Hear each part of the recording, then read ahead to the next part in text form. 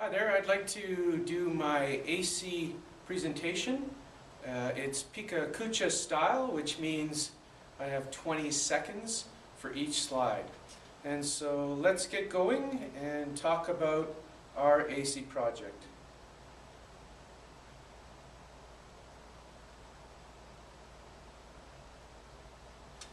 I'm going to use Dr. Seuss as a model to explain and talk about our AC project. As you know, Dr. Seuss was a children's author, and he wrote books because he felt like the Dick and Jane type books were not exciting enough for children to get them engaged in reading.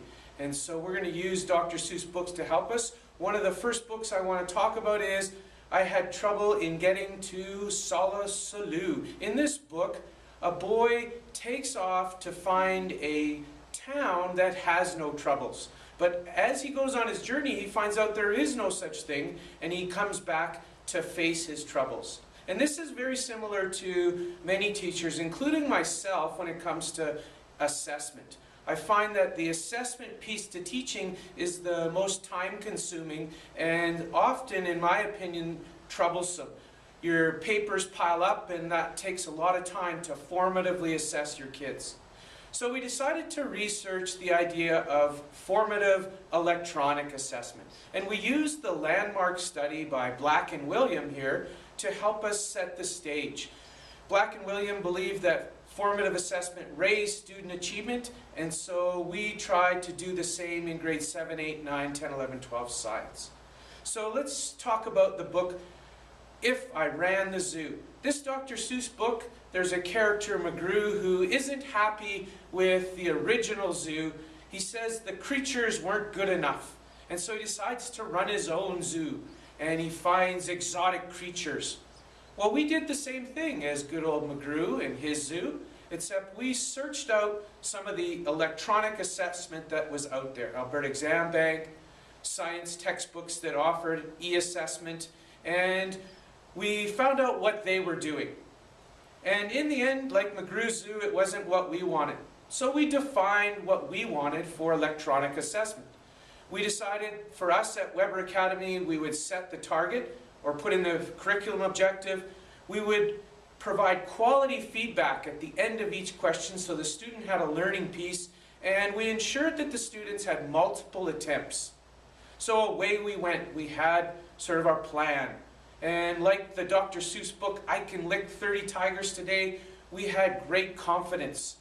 Many of our science teachers were establishing huge amounts of practice questions for the kids to formatively use. This one, 1,000.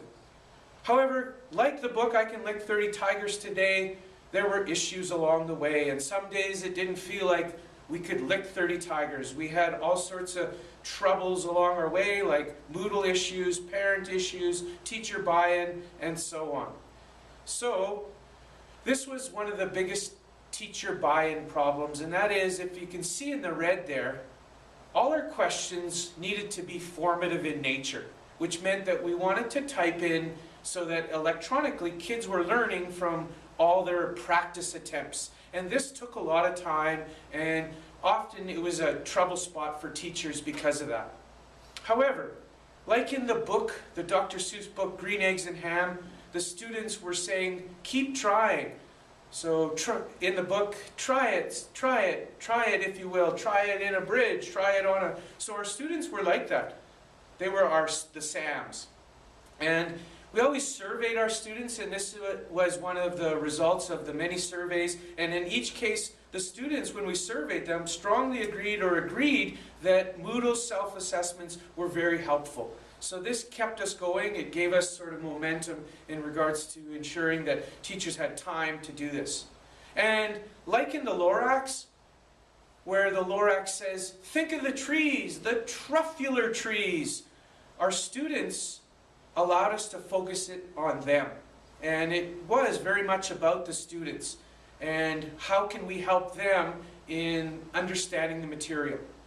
And Bandura does a bunch of research, and one of his research is about self-efficacy. And one of the things he said about self-efficacy was if students have low risk situations, they become more confident in their abilities. And so we ensured that students got multiple chances at their self-assessments. And so if students didn't come in and ask questions when they were doing these, then the computer gave us results immediately to allow us to bring kids in and help them if they didn't help themselves. And so very powerful data when kids are taking Moodle self-assessments, because it pinpoints problems right away. Here's a graph of some results as a consequence of our formative e-assessment. This graph is showing you that in the year 2009, 2010, and then 2011, what a rise in the number of students who were getting 85 or over on our PAT, or a standard of excellence. And so to put it in perspective, like the book Hunches of Bunches, the Dr. Seuss book, there's a boy who can't make decisions, and the Hunches of Bunches are there to help him make the decisions. Well, formative e-assessment for us is about getting the kid to know what they don't know and have us help them make some choices. Here's a great quote from the book, Oh, the Places You'll Go. You have brains in your head, you have feet in your shoes, you can steer yourself in any direction you choose. You're on your own, and you know what you know. You are the guy who will decide where to go. And that's what we want to do when it comes to formative assessing kids. This is what we're going to do next. So we're going to continue our formative electronic assessment piece. Even though our AC project, our 3-year cycle's over, we're going to try confidence-based or certainty-based marking. And to give you an idea of certainty-based marking, what happens is you allow the students electronically to know what's right or wrong. However, you ask them ahead of time to what degree are they certain they have the right answer. And it will give them a score. The score isn't as important as how do we help kids know through approaches to learning that they're learning the stuff. And so thank you for watching my e-assessment piece, Pecha Kucha style.